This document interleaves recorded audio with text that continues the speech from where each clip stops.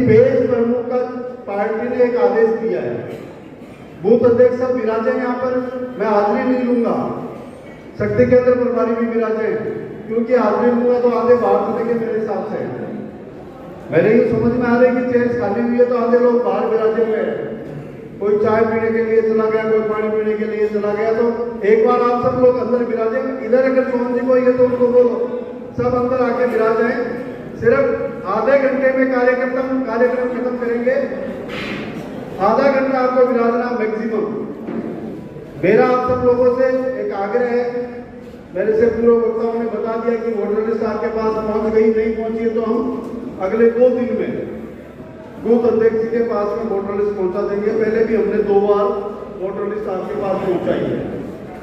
सबसे महत्वपूर्ण काम जो बचा हुआ है वो है पेज प्रमुख का। एक पेज में साथियों 30 वोट है, पलटेंगे तो पन्ना हो जाता है, वो उसमें 60 वोट है।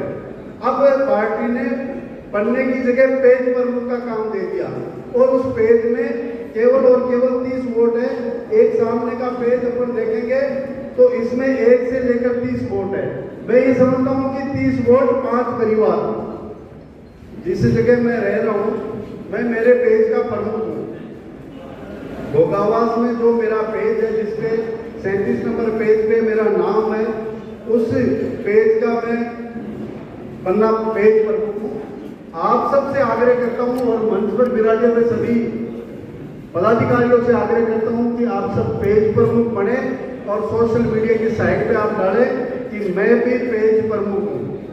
पेज प्रमुख का काम अगर हमने कर लिया तो साथियों इस चुनाव को हमें 20 से 30 हजार वोटों से जीतने से कोई नहीं रोकने वाला। और अगर उस काम को हमने नहीं किया तो ये तालियां बजा के हम चले जाएंगे, 2 बार तालियां बजा के चले गए, आक्षेप लगाते रहेंगे कि इसने हरा दिया, उसने हरा दिया। यदि हमने हमारा काम नहीं किया, मेरी वोटर लिस्ट का काम कौन करेगा, मेरे गांव का काम कौन करेगा? मैं करूंगा, गजानन जी करने के लिए थोड़े आएंगे।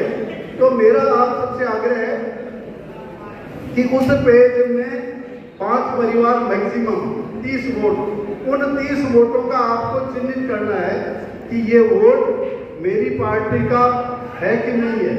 अगर नहीं है तो ये पार्टी को कैसे डल सकता है, उसका मोबाइल नंबर क्या है, वो कौन से गांव में रहता है।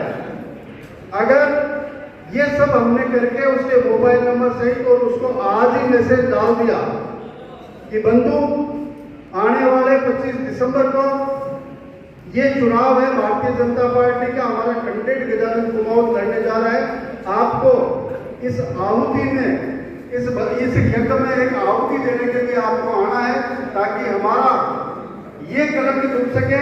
पिछले 43 सालों से जो जब हम लोग ऊपर जाते हैं प्रदेश में कोई काम लेकर आपका, तो प्रदेश वाले सीधा सा मुंह तोड़ देते हैं कि आपने दाताराम वालों ने इस पार्टी को दिया ही क्या है जो हम आपकी बात को मुखरता से माने। जब तक हमारा प्रतिनिधि उस विधानसभा में बोलने के लिए नहीं जाएगा, जब तक साथियों हमारा भला नहीं हो सकता। हम बात चाहे चौपाल में बैठ के कोई भी करे। तो मेरा आप सब लोगों से आग्रह है कि पेज प्रमुख बना ले, गांव की टोलियां बना ले, गांव के कौन से वोटर बाहर विराजे, उनको चिन्हित करके अभी से उनको मैसेज कर दे, ताकि वो दीपावली पर अगर कोई कार्यकर्ता आ रहा है बाहर से तो उसको आग्रह करे कि आप दीपावली पर न आके 25 दिसंबर को आए, ताकि दोनों काम हो जाएंगे।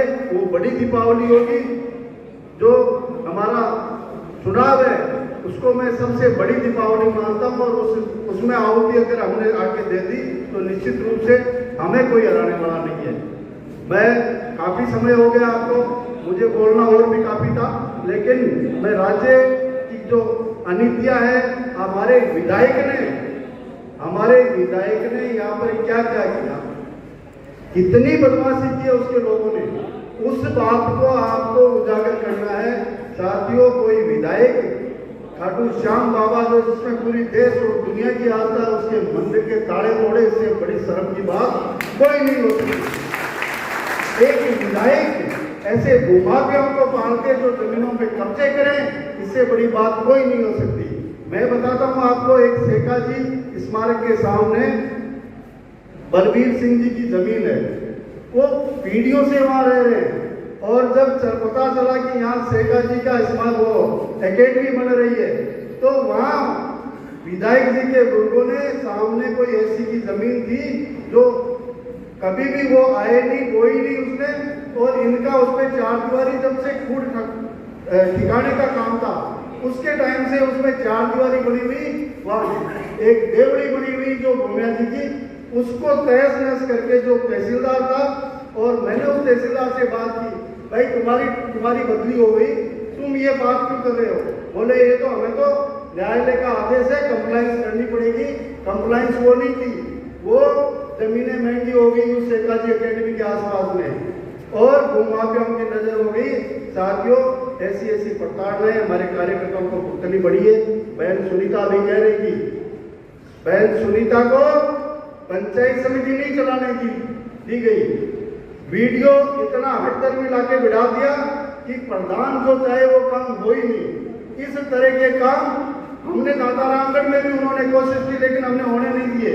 लेकिन छोटी बच्ची थी, अनुभवी नहीं थी, तो हर जगह परेशान किया। जब पंचायत समिति का बजट और पिता काटे विधायक, क्योंकि उस पंचायत समिति की मुखिया तो बहन सुनीता थी, पिता काटने का अगर किसी को हक था तो सुनीता को था, लेकिन नहीं काटने दिया।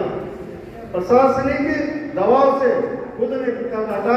नल्ला जी कह रहे थे, भाई साहब मंडी का भवन हमने बनाया, जब मैं अध्यक्ष था, नल्ला जी वाइस चेयरमैन थे, डॉक्टर खेताराम जी उसमें मेंबर थे। उस मंडी के भवन को बनाया हमने, स्वीकृत हमने किया, और कल परसों विधायक जी उसका पिता काट रहे थे। तो इसके अलावा इन्होंने कुछ नहीं किया है। ये काम किया, काम करने का नारा देके लोगों को गुमराह किया साथियों, और इसके अलावा कुछ नहीं किया है।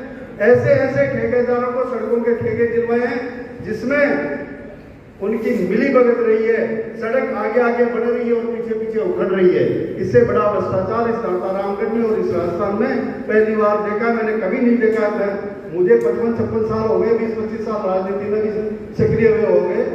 तो ये कह रहा हूँ कि अब की बार इनकी विदाई का समय आ गया है।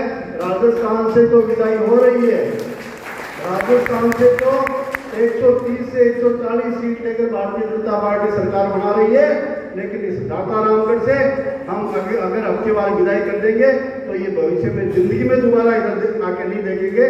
जय हिंद, जय भारत।